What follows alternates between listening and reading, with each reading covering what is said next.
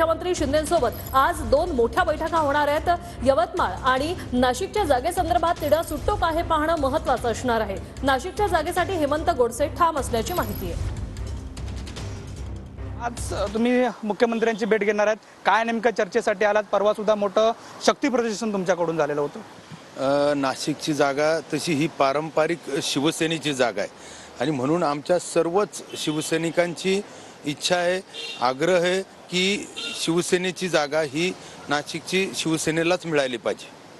नाही, शिवसेनेला मिळाली पाहिजेत तुम्ही भावना व्यक्त करताय, मात्र दोन्ही सुद्धा जे पक्ष आहेत ते आग्रही आहेत आपल्यालाच नाशिकची जागा मिळाली पाहिजेत। अशा वेळेला तुम्ही सीएमला काय म्हणजे काय अट घालताय किंवा काय तुम्ही कशा पद्धतीनं तुमची भूमिका मांडता? मला असं वाटतं की या ज्या काही सिटिंग जागा आहेत तर या सर्व सिटिंग जागा ज्या पक्षाच्या त्या ठिकाणी विद्यमान खासदार असतील तर त्यांना पहिलं प्राधान्य खऱ्या अर्थानं देण्यात येतं आणि म्हणून आम्हाला देखील विश्वास आहे का नाशिकची ही जागा गेल्या अनेक वर्षापासून शिवसेना लढते आणि म्हणून आम्हाला विश्वास आहे की आमचे मुख्य नेते आणि राज्याचे मुख्यमंत्री शिंदेसाहेब देखील ही जागा शिवसेनेसाठी आपल्या राज्यस्तरीय सर्व पदाधिकाऱ्यांकडून मागून घेतील। मात्र भुजबळ साहेबांचं सुद्धा नाव समोर येतोय, म्हणजे त्यांना मिळालं तर तुमची भूमिका काय असणार? तुम्ही अपक्ष लढणार का किंवा इतर दोन्ही पक्षांना मिळालं तर हेमंत गोडसेंची नेमकी काय भूमिका असेल? काय आम्हाला विश्वास आहे आमचे मुख्यमंत्री शिवसेनेला जागा सोडून घेतील 100%। मात्र जर पाहायला गेलं तर दावा सुद्धा